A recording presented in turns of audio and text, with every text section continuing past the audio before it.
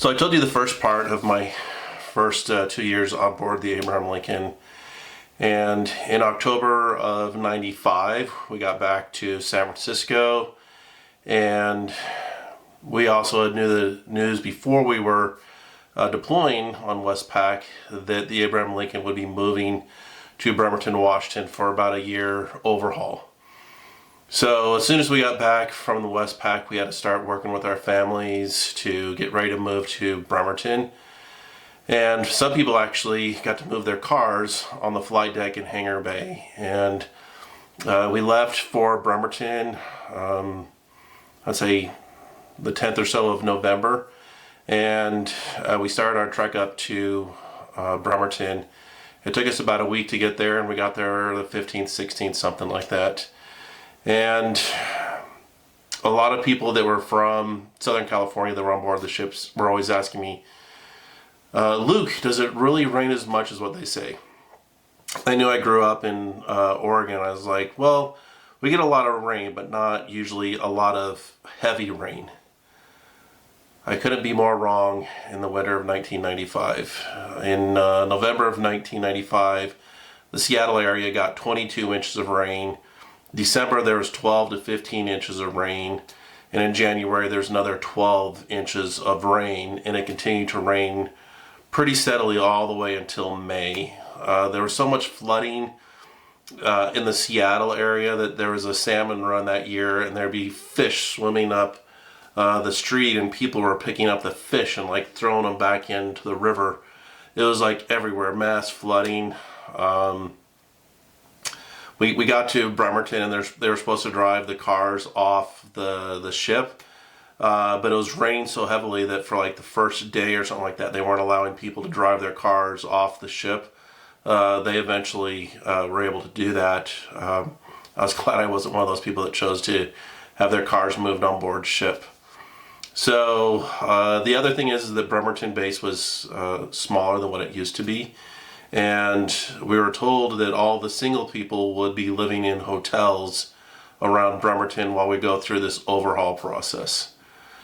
So, and they couldn't put everybody in their own rooms, so everybody was then assigned 2 guys to a room, and it was like a bad experience. So you would stay in a hotel, but then you'd then have to still go out to eat almost every night, and some people got barbecue sets and put them up on their balconies and that kind of stuff, and cooked barbecue, that kind of stuff, but it was still more expensive than if you had your own place if you were on base.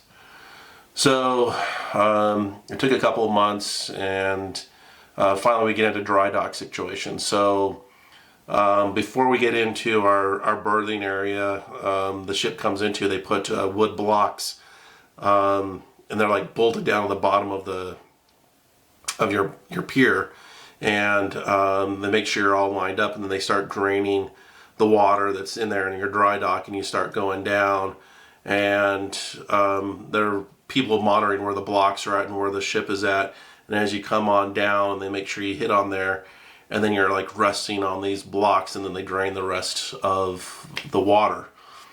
And you don't realize how much of the ship is under the water line until we're actually in dry dock. So there was probably 70 feet or so that was under the normal water line that you could see to the bottom.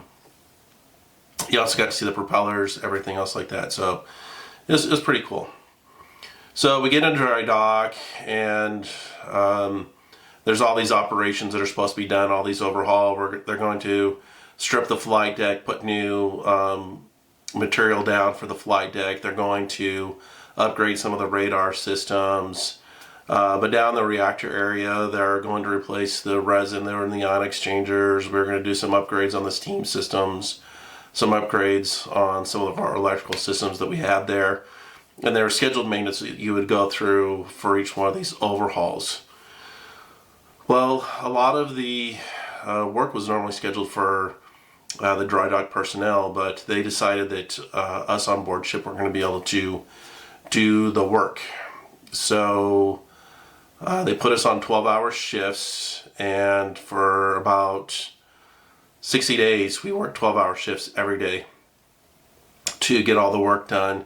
And because it was the shipboard personnel that was doing all the work instead of the dry dock people, the cost was a lot less.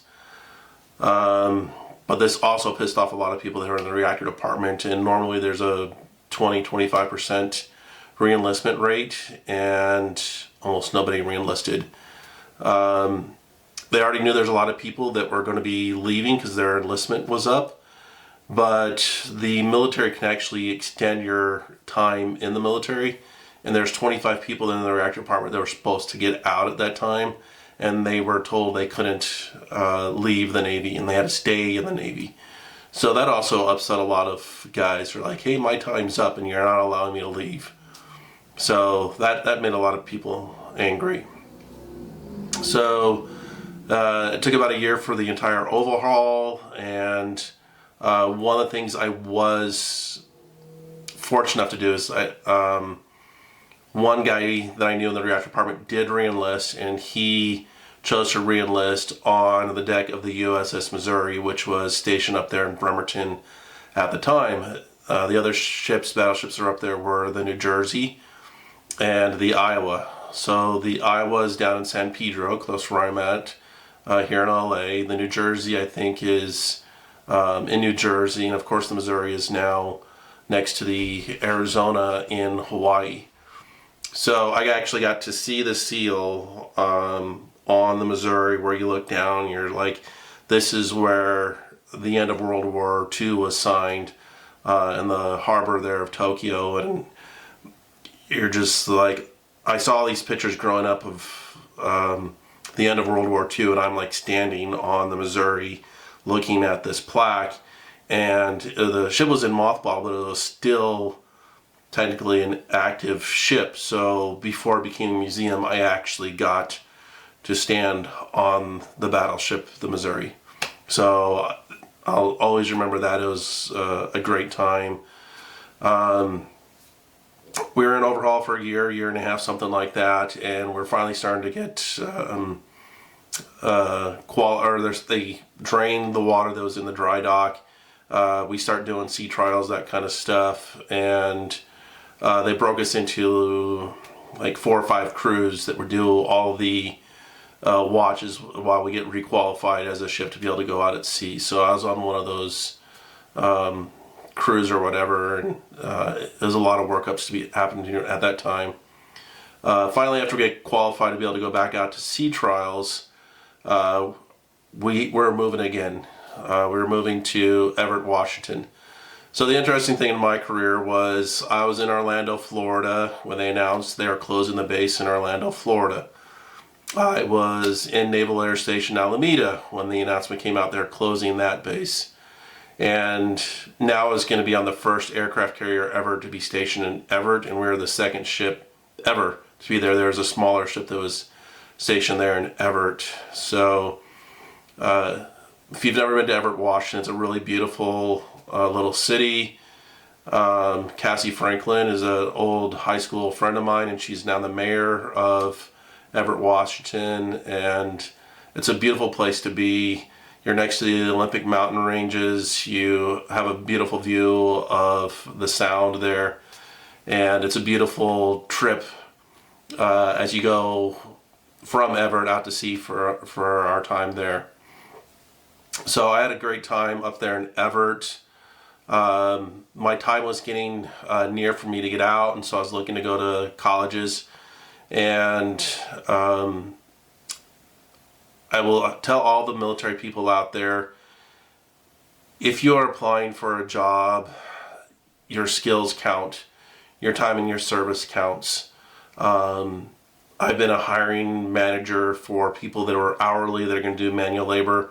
I've been a hiring manager for engineers, and one of the things I will always look for is someone with military experience.